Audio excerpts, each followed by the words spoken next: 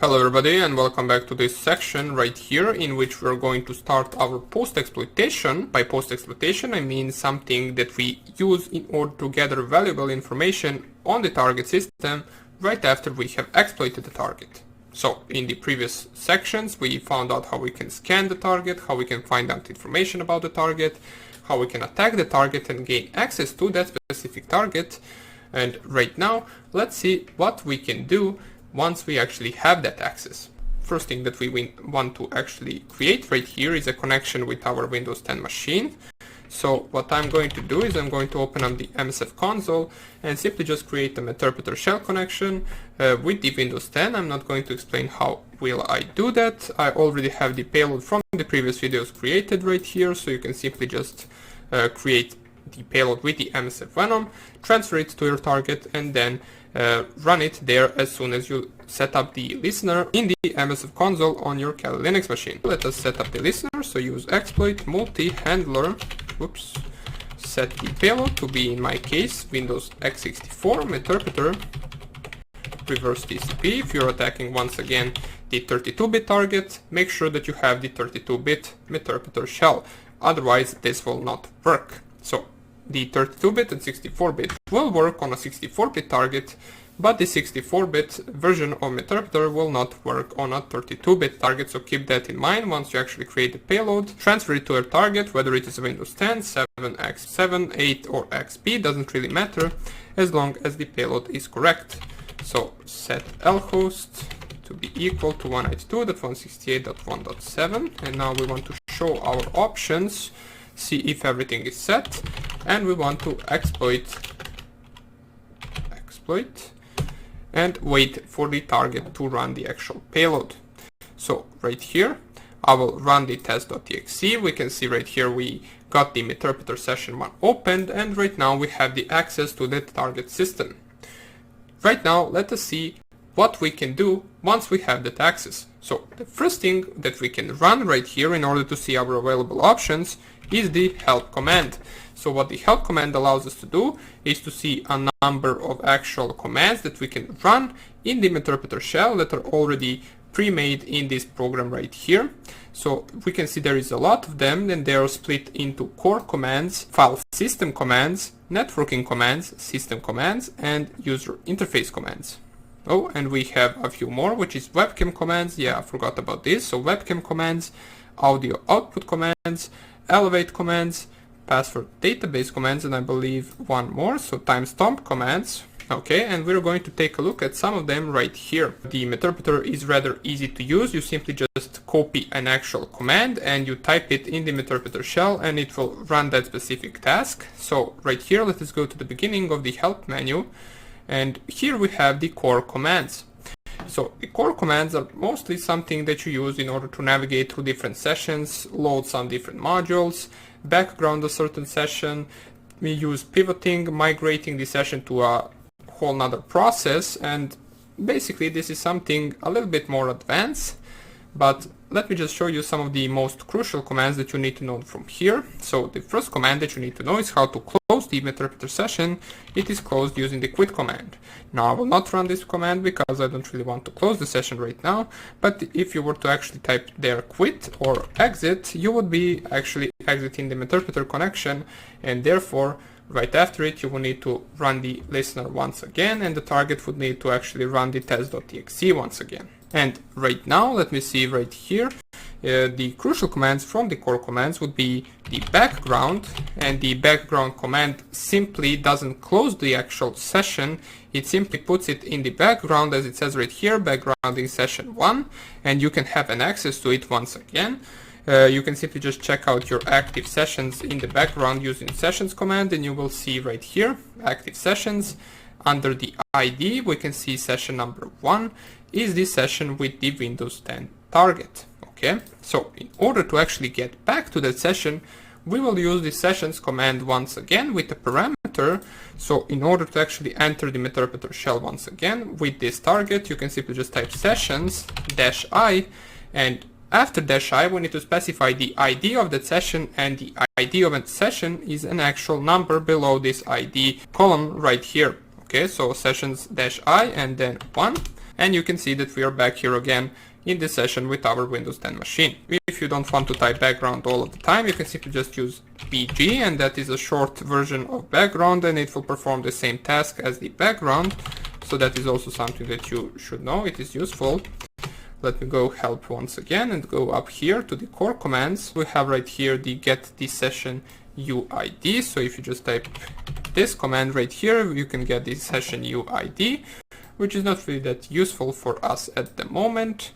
Timeouts, help, info. So this displays information about the pause module, and that could be useful once we actually start using the pause modules, which I will show you in some of the future videos, such as modules for ARP scanning, checking for virtual machine, getting the passwords from the Chrome, Firefox and Internet Explorer, getting the passwords from any wireless network that the target has connected to, which can be really useful. But for right now, let us just stick with this command. So machine ID. If you want to, for example, know the machine ID, you can simply just machine_ID and you will have it right here.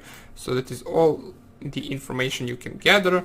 If you want to migrate now, in order to actually migrate the server to another process, you need to know the process name, I believe, and then it will migrate the actual shell to that specific process. So let me just type migrate notepad.exe. We need to actually get the task list and then the process ID, and then we can migrate. So in order to do that, I believe there is a command right here. So the basic idea is to get the process list and their IDs, and then you can choose a certain process and migrate to that specific process. If we just type PS right here, we can have the running processes on the target system. And then if we simply want to navigate and migrate to a specific process, so let's say we want to migrate to the svc host.exe, so the process ID is 568, and then we can type migrate 568, press your enter. It actually tried to migrate to that specific process, but we got an error running command migrate, which says cannot migrate into this process, insufficient privileges. So it looks like that we will need administrator privileges or system account privileges in order to be able to migrate to a different process, and we're going to see in the next few videos, or in the next video possibly, how we can actually get the admin account and bypass the UAC on Windows 10 and become an administrator using Meterpreter shell on our target system. Right here, yeah, clear command doesn't work in Meterpreter shell, so we'll run help once again. Let us go up here. Nothing really interesting anymore right here. So we covered sessions. We know that we can navigate through different sessions in the actual Meterpreter environment. The migrate command we're going to take a look at as soon as we cover the post modules, where we can actually use the different type of bypassing UAC in order to gather the administrator privileges. In the next actual section right here, we have file system commands. So these actual commands are used to navigate through the target system the same way you would navigate in the actual terminal on your Kali Linux machine. So we can see the commands are rather the same. If we just type here ls, you can see I will have a list of all of the files on the target system. So we can see that the actual directory is desktop directory, and you can see that these are the files on the desktop, and we can make sure that they indeed are by going to the desktop and seeing the files right here. So we can see they're all the same. Now you can navigate two different directories. So if you want to go one directory back, we can type cd and then 2 dots, the same way we would do in Linux terminal, and type ls once again. You will see there are different files right here because we want one directory back. We are no longer in the desktop directory. You can also use, instead of ls, you can use the Windows commands, which will print the same thing, such as for example dir.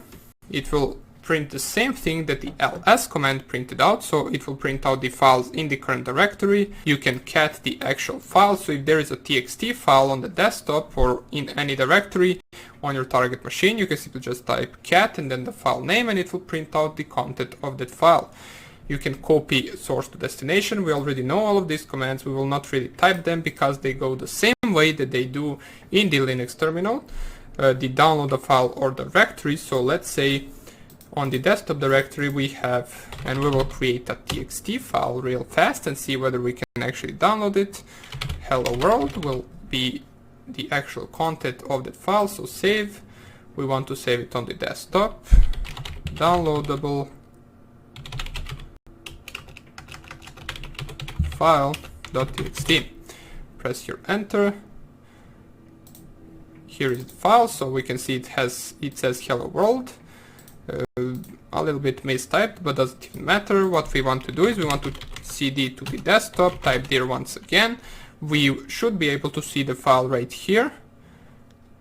Here it is, downloadable file.txt. Let us copy the name and simply just type download and then paste the name of that specific file, and we should be able to actually download that file. So we can see it has downloaded the file onto our desktop. So let's open it up and see whether it says the same thing, and in our case it does. So it managed to actually successfully download the file from the target system.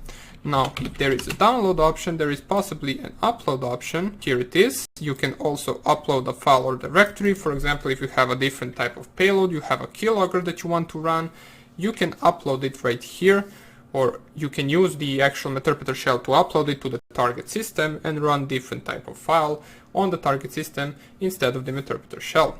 Okay, so we already know what this get working directory means. Download we covered, dir we covered, cp we covered, checksum we already know what that is. Remove directory, so you can delete files, you can delete directories on the target system. For example, let's say it has a directory called delete. So it's simply just called delete. We can see it is on desktop, and if we go to the desktop right here, okay, so we already are on the desktop, and we type rmdir, which stands for remove directory, and then we remove delete. We can see removing directory delete, and if we go back to our desktop, the directory is nowhere to be found. So we successfully deleted it from the target system. Okay, so let's see some different command if there is anything interesting right here. Make a directory, so we can create a directory if we want to. You can check that out if you want. Move source to destination, so we can move the directories, rename them with this command right here. Print working directory will simply do the same thing as it does in the Linux terminal. It will print the current working directory. Search, you can search for files, you can upload a file, you can list all mount points, logical drives if you want to. So these are some of the useful commands in order to navigate through the target system the same way you would do through your Linux terminal. So we already know most of them, that's why we will not cover all of them. And now let's go to the networking commands below. So we can see there is not a lot of networking commands. We have the ARP command, which displays the host ARP cache. We have the get proxy.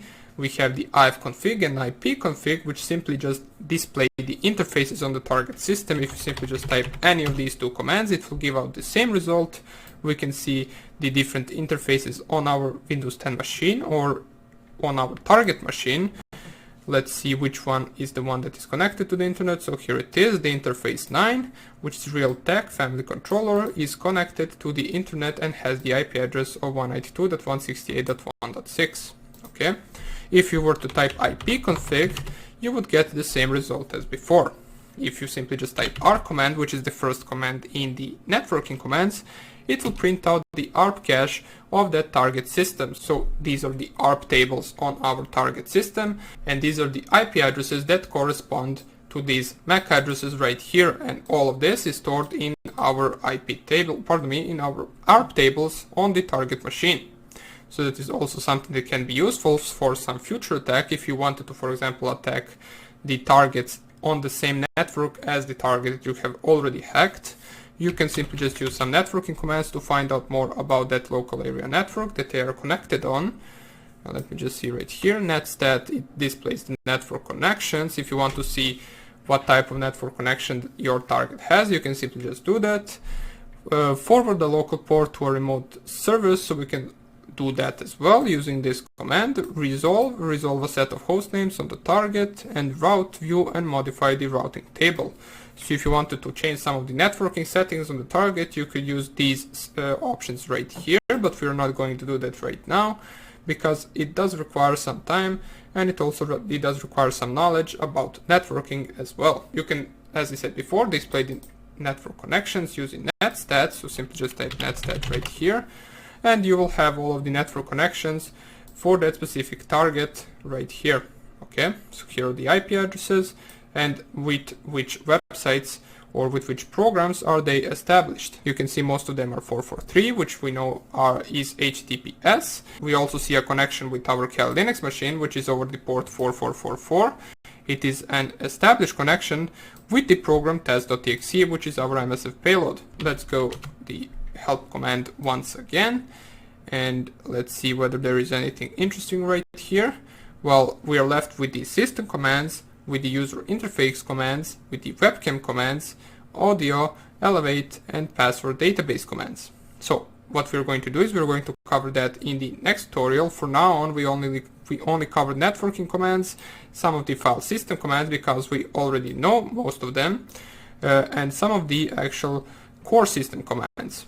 Okay, so we can see right here, or not core system, just simply core commands, which are used to actually manage the session itself. Most of these are not really that important to us, but we did cover some of them which are. And in the next video, we're going to cover the rest of these commands that are important to us. So hope you enjoyed this tutorial, and I hope I will see you in the next one. Bye.